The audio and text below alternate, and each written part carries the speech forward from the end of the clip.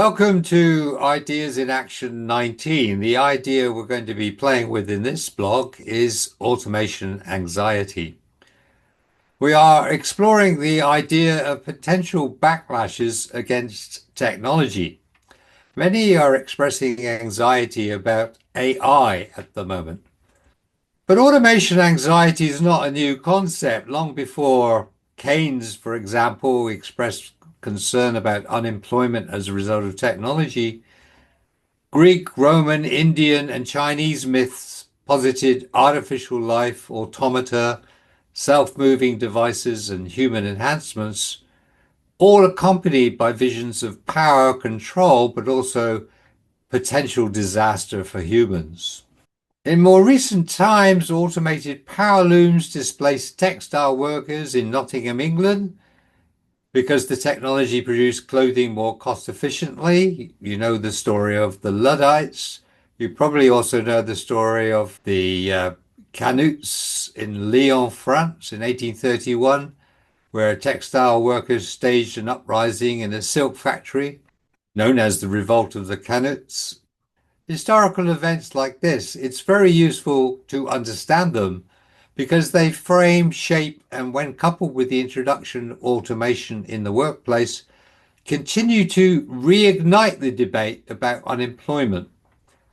But that debate now goes far beyond concerns about job displacement. The result is multiple anxieties about where current technologies are going and their likely impacts. So we decided to study automation anxiety. My colleague was Professor Wendy Curry at the Audencia Business School, who's also editor-in-chief of the Journal of Information Technology, a major academic journal. So the first thing we did was to seek a definition of automation anxiety. It's not well defined in the literature.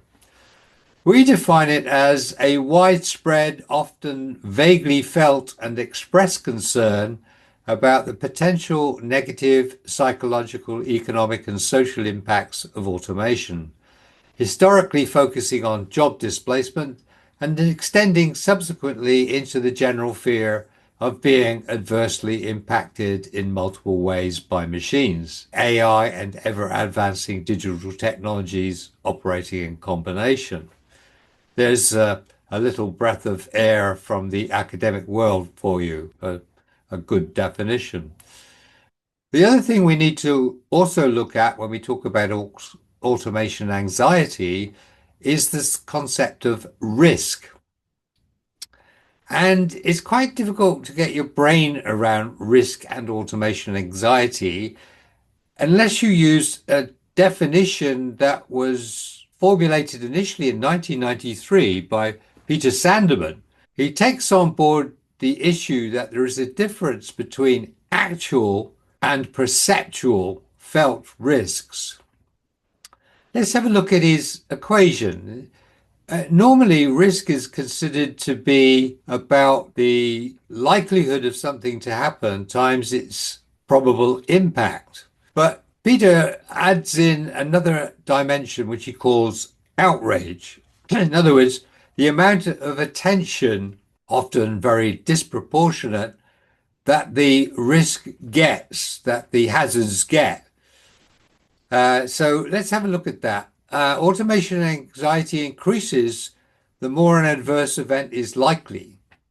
Let's take, for example, an airport computer crash, but also the wider its impact. The airport computer crash could terminate European air travel. Such a risk does require a calculation of probability, but it is open to some form of rational calculation. However, much risk outside expert assessment is not driven mainly by this calculative component, but by the attention, however induced, the risk receives. This is what Sanderman calls the outrage component.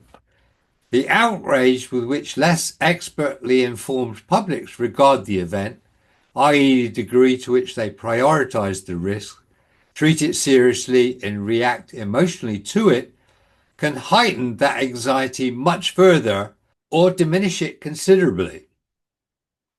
In practice, there may be little relationship between the imminence and size of a hazard and the level of attention it receives. What causes automation anxiety? Wendy Curry and I found 6 areas where anxieties originate. You can see these on the diagram. It forms an integrative framework. These 6 areas invariably get very connected as causes of automation anxiety. They accumulate over time. They accumulate when they relate to one another. So the first one of these is job task displacement. The major abiding concern with each generation of technology has been the replacement through automation of parts of or of whole jobs. Invariably, the media and some studies across 1960 to 2025 regularly produced outrage, hope and fear headline narratives on job loss through automation, without giving much detail of the qualifiers or the fact that the statements are invariably loose predictions rather than facts. The more careful major studies of job task displacement and de-skilling across the decades of modern computing up to the AI of today invariably add qualifiers. I've talked about these in a previous blog, but they include the need to add in jobs created through automation. It will be mostly parts of jobs rather than whole jobs that will be changed. The imperfectibility of the technologies, the need for human-in-the-loop work designs, the time taken to institutionalize the technology, the prevailing skill shortage in the top 21 global economies to which automation can be a coping remedy, and also the amount of work to be done. The amount of work to be done is in fact not remaining stable, although many of the studies assume that that's going to be the case. But for a range of reasons, the amount of work to be done is increasing across the developed economies at, in my estimates, between 10 and 15% per annum. What this leads to in practice is a consensus that if 18% of jobs stand to be lost through automation between 2020 and 2030, 17% will be gained, a resulting net job loss of 1%. You can see that the anxiety about job loss is not well founded, although it is understandable when you look at the short term and you see jobs being lost without actually people counting the jobs that are being gained over time. The second area that's a cause of anxiety is de-skilling. Studies reveal skill shifts over the 2018-30 period, which are more impactful than in previous eras. We sort of had the predictive summary for 2020 to 30 as follows, remembering these are not cast iron predictions, but probabilities. But we think 10% of jobs in 2030 did not exist in 2020. We think that around 15% of the global workforce will change occupations. That 8 to 10% of jobs may well cease to exist. That 60% of jobs may well be automated. We think that the important issue is not job loss, but disruptive skill shifts, with low-skilled workers going from 44% to 32% of the global workforce by 2030. We think that there will be global labor shortages in digital, technical, cognitive, and distinctly human medium to high skills. With misleading statistics and narratives and complex changes and likely dramatic shifts, together with uncertain impacts, it is not surprising that automation anxiety on task, job displacement, and de-skilling has been rising dramatically. The third area, IT outsourcing. There have been a range of automation anxieties among clients and suppliers about IT outsourcing. There are, in fact, up to 25 positive reasons for outsourcing. However, a range of studies also report adverse anxieties and outcomes for diverse stakeholders. These include things like loss of control, vendor incapabilities, over-reliance on highly connected technologies and systems, offshore location risks, unforeseen and hidden costs, service fall-offs, privacy and security concerns, outsourcing core capabilities and products, leaving you vulnerable if the outsourcer fails, weak internal management of the supplier. Our own recent study found that outsourcing had been greatly impacted by developments in the digitized, flexible contractual organization, whereby the range of tasks, services, and parties contracted out, including remotely, had greatly increased, with concomitant expansion in risks, perceived and actual. The next area is data information risks. Automation anxieties arise from the risk of harm or loss from the accidental or deliberate misuse, destruction, or unauthorized access to data and/or information. Two early anxiety areas, subsequently spawning several industries, were information security and data information privacy.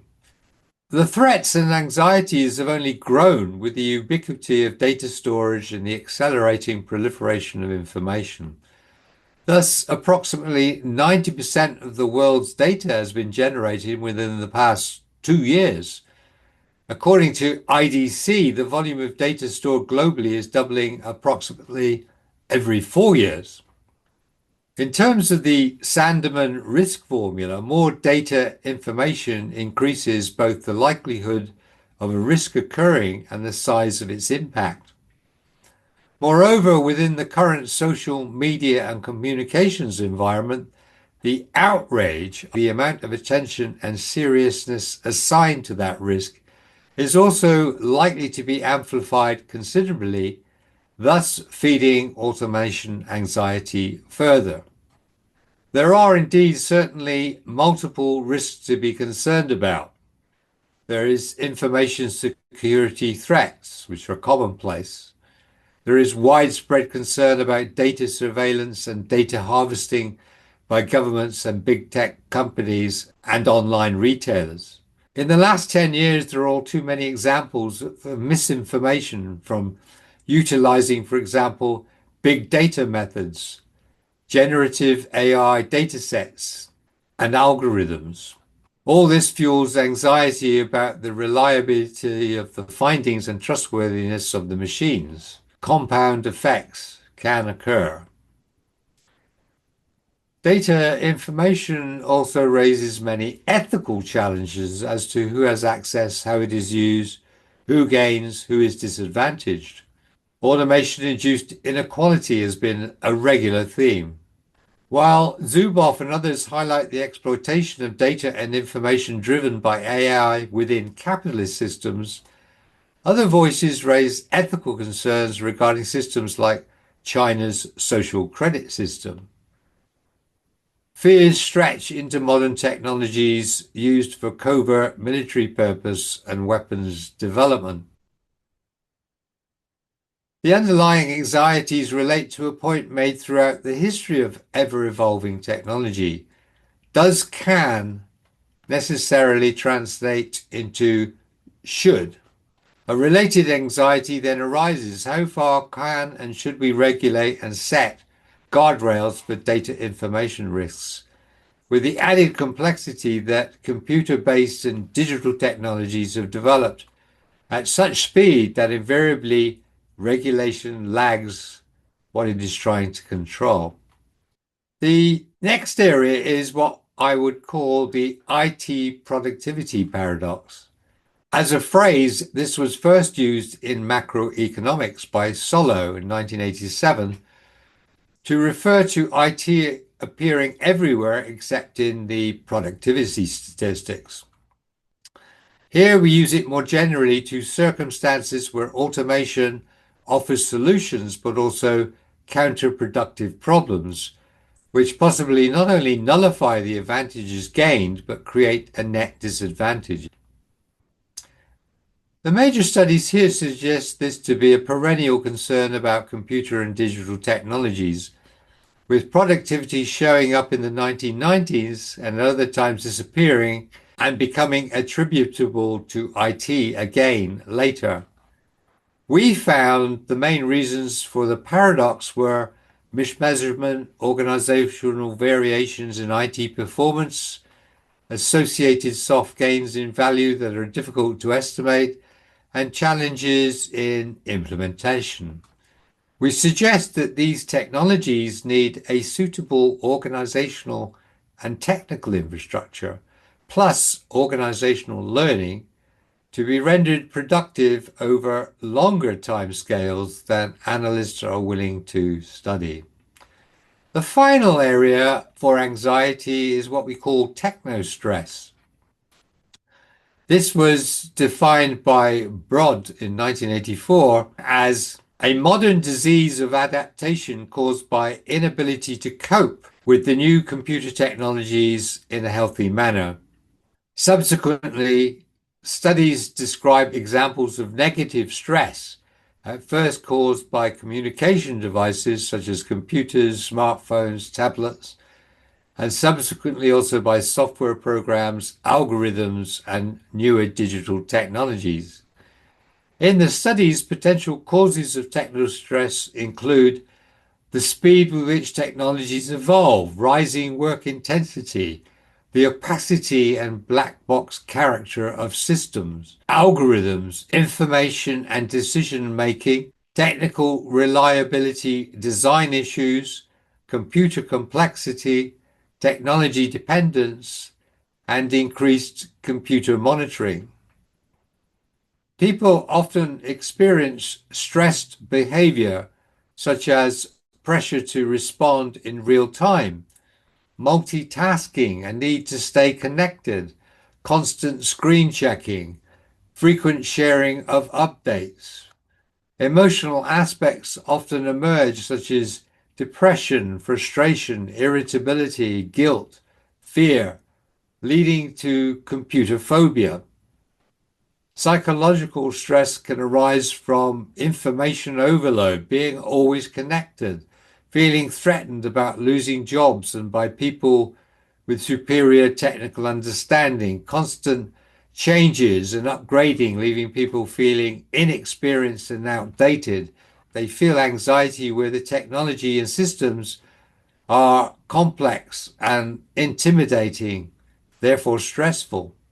There are now cyber psychologists that study these forms of technostress, a very good source being Mary Aiken's The Cyber Effect. But it is very clear that technostress is not the only source of anxiety generated by advances in digital technologies. In the next video, we will explore how these 6 causal areas have developed over the 65 years that organizational computing has been with us. So, see you next time.